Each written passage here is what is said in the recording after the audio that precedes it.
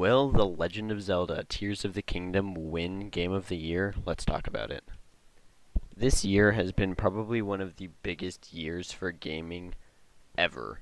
It has had some absolute banger games come out, which makes deciding which will be Game of the Year even harder. I think, for me personally, the only real two combatants for this year's Game of the Year is Tears of the Kingdom and Baldur's Gate 3. Now, if you don't know, the contestants for Game of the Year this year are Alan Wake 2, Baldur's Gate 3, Marvel's Spider-Man 2, Resident Evil 4, Super Mario Bros. Wonder, and finally, The Legend of Zelda Tears of the Kingdom. Now, I think we can immediately take at least one of these games off of the competition, and that is going to be Resident Evil 4.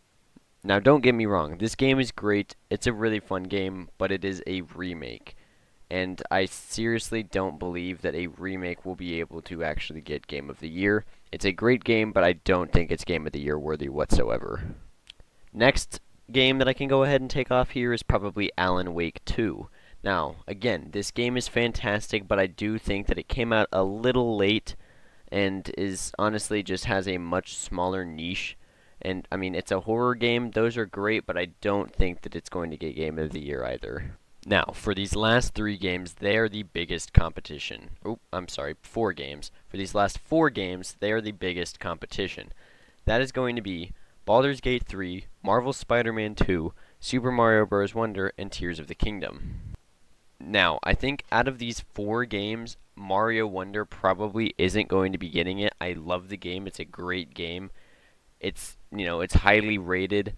It's probably the best Mario game out, maybe other than Odyssey, but I don't think that enough people are going to vote for it, and I don't know, I don't think it's going to get Game of the Year.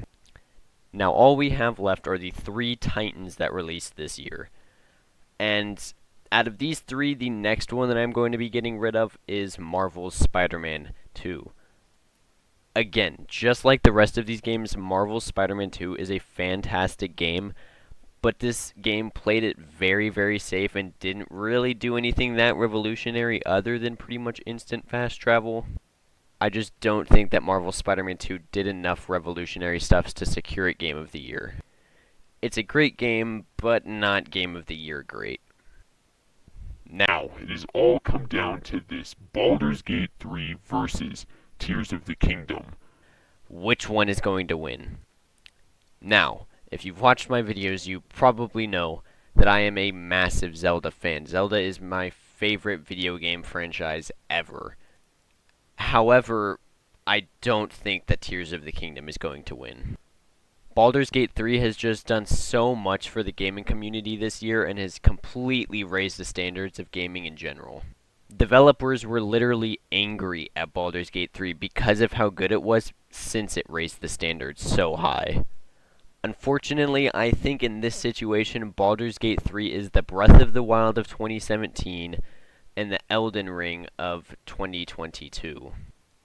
As good as Tears of the Kingdom is, it just doesn't do enough to be able to keep up with Baldur's Gate 3. It does a lot of new features that did blow developers away, it really did.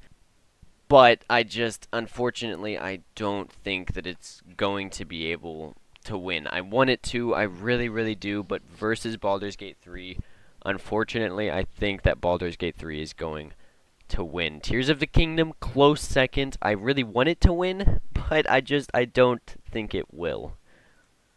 Anyways, with that being said, thank you all so much for watching, and goodbye.